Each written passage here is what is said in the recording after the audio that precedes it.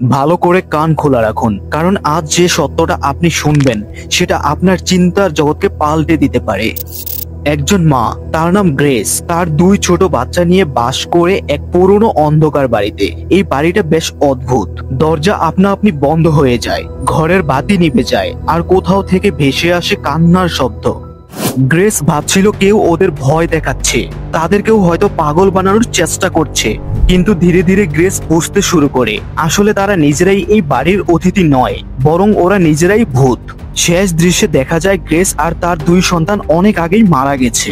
ওরা নিজেরাই বুঝতে পারেনি যে তারা মারা গেছে, আর যাদেরকে তারা ভূত ভেবেছিল তারা ছিল নতুন ভাড়াটে বেঁচে থাকা মানুষ। শেষে শুধু একটা কথাই বলে গ্রেস, আমরা কখনো এই বাড়ি ছাড়বো না।